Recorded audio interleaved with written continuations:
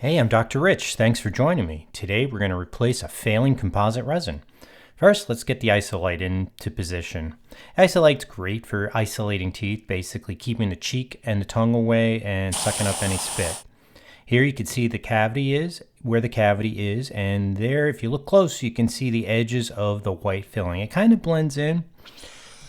Patient's nice and numb now, so we're going to take my high-speed handpiece. I'm using a round burr in the high speed, and we're going to remove the white filling. I always try to remove the filling first before I start drilling away tooth, just so I can see the extent of where the decay is. But some of the time, you end up removing tooth structure at the same time. So a little rinse out so I can take a better look at it, and then if you can look close, you can see that the darker stained dentin. That's all decayed. That's where the cavity was, right where I'm touching with my Explorer. Still some white filling in there that I'm going to have to remove on both sides. So let's go back to the high speed and do a little bit more drilling. I've mentioned before in my other videos that removing white fillings is a little bit more tedious than removing a silver filling, just simply because it's so much easier with a silver filling to see the difference between the silver filling and the tooth versus a white filling and a tooth. It's made to match, so it's more difficult. There you can see a little bit more of the white filling that's still in there. Now I'm going to switch over to my slow speed handpiece. Again, it's a round burr, so the little cutting drill is just a round ball on the end of it. But the difference between this handpiece, the slow speed and the high speed, is that the slow speed turns much slower, and so it doesn't cut as quickly or as efficiently. So I can, when I'm removing decay, I get a little bit more of a sense of feel in my hand as to what I'm cutting. If the material is hard, if the material is soft. Decayed dentin is actually kind of soft to the touch feeling, and it cuts much more easily. There's certain times too, dentists will use a hand instrument like a spoon excavator to remove decay if it's real mushy or if it's real close to the nerve and they're worried about it. There was still a little bit more there, so let's go back to the slow speed and remove some more. And again, I just like to do a little bit at a time and rinse it off so I can get it. I can see it's already starting to look better. And just feel, I'm feeling around, making sure there's no little flecks of white composite filling left anywhere.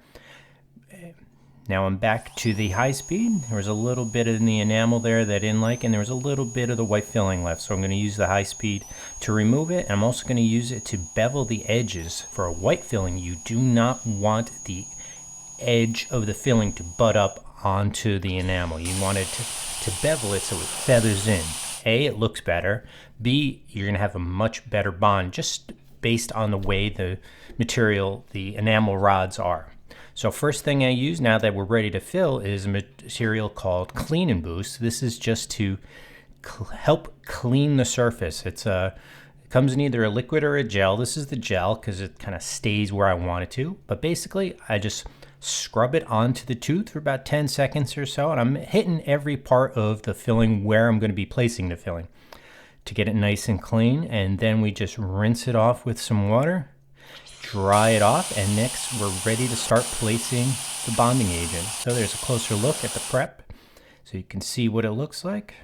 Nice and clean dentin. And now we got to switch over to yellow light mode, yellow alert. So I have to do that. I have to put the filter on so that it doesn't set the bonding agent up too soon. My headlight can be pretty bright. First is part 1 of the bonding agent. This is called Surpass 1.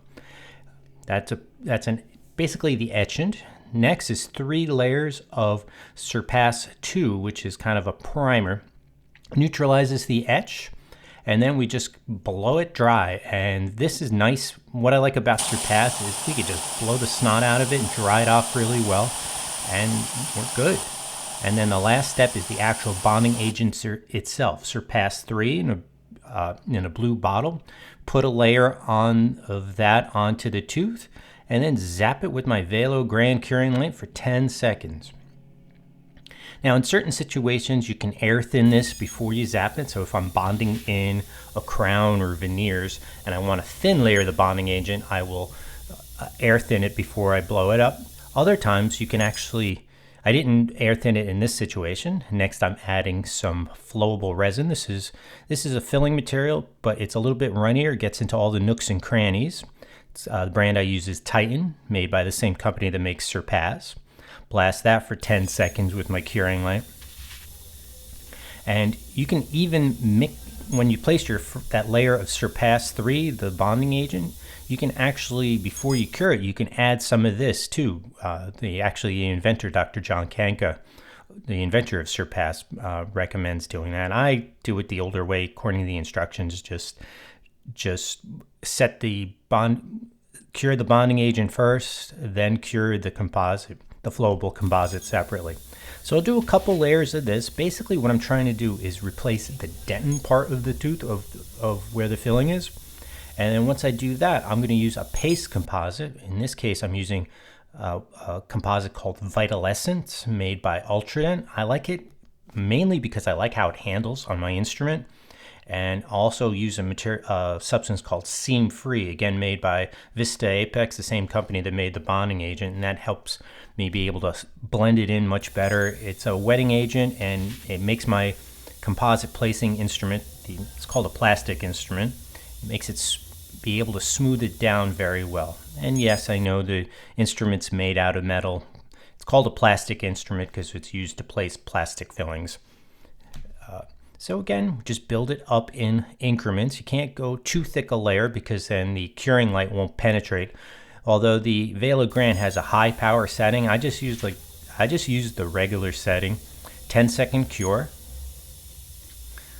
Okay, and then we keep building it up. We don't want to, I never like to place just cover the whole surface with this material, because composite resin has a tendency to shrink a little bit.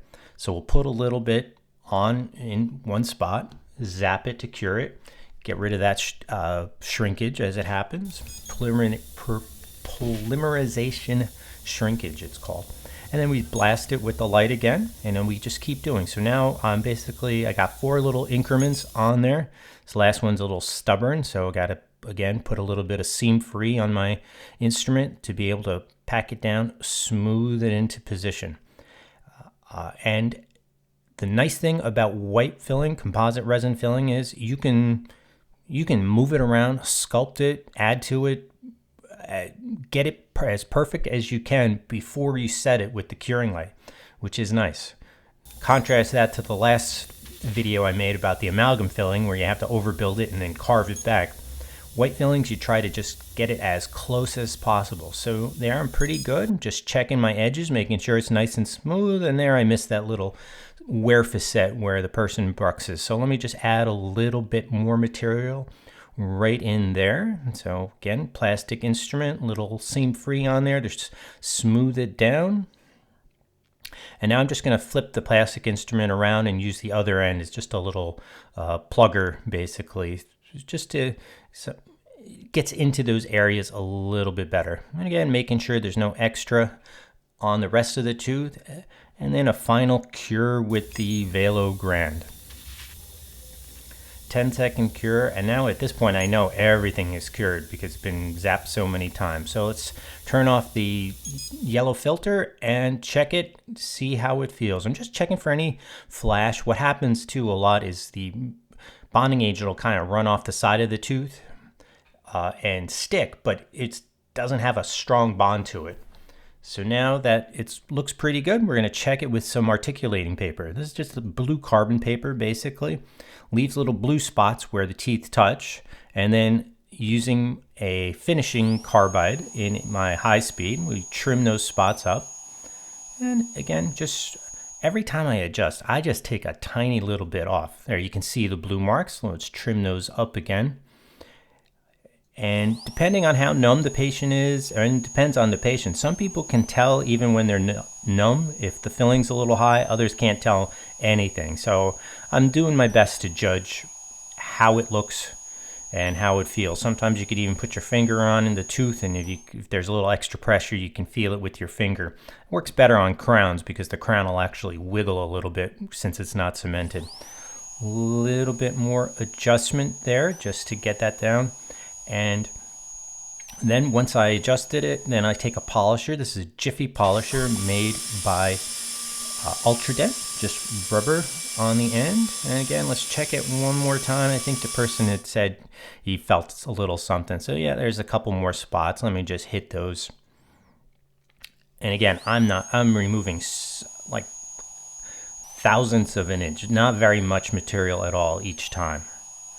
All right, one more polish with the Jiffy polisher and he's going to be good to go. Thank you all so much for watching. See you guys in the next video. Appreciate it very much. Thank you.